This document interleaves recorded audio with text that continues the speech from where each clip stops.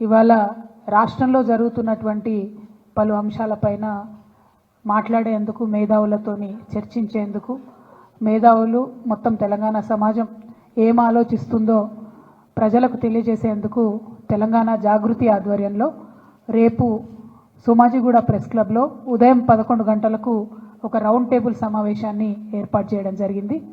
మరి ప్రధానంగా ఈ రౌండ్ టేబుల్లో చర్చించాల్సినటువంటి అంశాలు ఏందన్నవి ప్రజలతో కూడా పంచుకొని రేపు వస్తున్నటువంటి అనేక మంది మేధావులు ఇతర మిత్రులకు కూడా స్వాగతాన్ని తెలియజేస్తూ ఉన్నాము.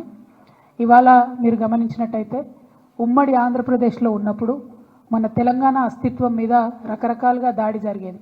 అది మన భాషను అవహేళన చేయడం కావచ్చు, మన యాసను అవహేళన చేయడం కావచ్చు, మన దగ్గర కవులు కళాకారులు లేదనడం కావచ్చు, లేకపోతే మన పాటలు కాకుండా మన పాటలను మరిపించేటటువంటి ఇంకొక పాటలను ప్రభుత్వ వేదికల మీద పాడించడం కావచ్చు, మనకు మన పండగలను అవహేళన చేయడం కావచ్చు, మన పండగలకు ప్రాధాన్యత ఇవ్వకపోవడం కావచ్చు, మన దగ్గర ఉండేటటువంటి గంగా జమున తహజీబ్ని అవమానించే విధంగా మాట్లాడడం కావచ్చు, ఇవన్నీ కూడా మనం ఉమ్మడి ఆంధ్రప్రదేశ్లో భరించినాం, వాటిని ఫేస్ చేసినాం, వాటిని దాటుకొని ఉద్యమం చేసి ఇవాళ ప్రత్యేక తెలంగాణ రాష్ట్రాన్ని సాధించుకోవడం జరిగింది.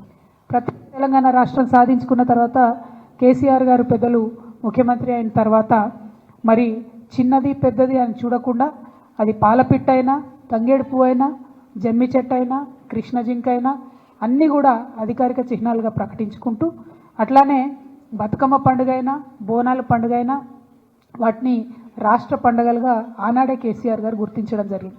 అట్లానే తెలంగాణ సమాజానికి వందల సంవత్సరాలుగా అలవాటు ఉన్నటువంటి మత సామరస్యాన్ని కాపాడడానికి కూడా ఒక పక్క క్రిస్మస్ని ప్రభుత్వ పరంగా చేస్తూ, ఇంకొక పక్క రమదాన్ని చేస్తూ, ఇంకొక పక్క బతుకమ్మ బోనాలు చేస్తూ మరి అన్ని విధాలుగా కూడా మన గంగా జమున సంస్కృతిని కాపాడుతూ రావడం జరిగింది.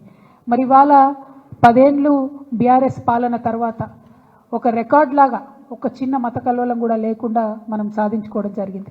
ఇవాళ కాంగ్రెస్ ప్రభుత్వం వచ్చింది. వచ్చినప్పటి నుంచి ఏం జరుగుతుంది?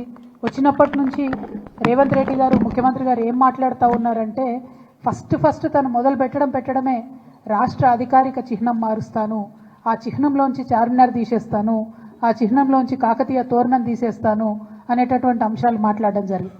మళ్ళీ ఏమైందో ఎవరు బుద్ధి చెప్పినరో పెద్దగా దాని జోలికి పోకుండా అది విరమించుకున్నట్టుగా అనిపించింది.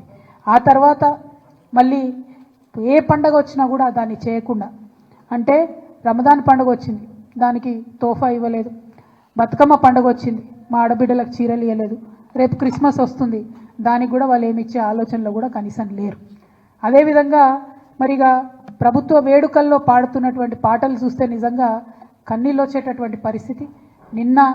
మొన్న పెద్దపల్లిలో కానీ, అంతకుముందు వరంగల్లో కానీ, నిన్న సెక్రటేరియట్లో వాళ్ళు పెట్టుకున్న కార్యక్రమంలో కానీ మనకు సంబంధం లేని పాటలు, అసలు మన తెలంగాణ సమాజం ఆమోదించినటువంటి పాటలు. మరి అంతమంది తెలంగాణలో జానపద కళాకారులు ఉంటే ఒక్క కళాకారుడు కూడా మీకు పాట పాడడానికి దొరకలేదా? ఒక్క తెలంగాణ గీతం, తెలంగాణ సంస్కృతిని తెలిపేటటువంటి ఒక్క గీతం కూడా ప్రభుత్వ వేదికల్లో ఉండకూడదని మీరు అనుకున్నారా అని ఇవాళ మేము ప్రశ్నిస్తూ ఉన్నాం.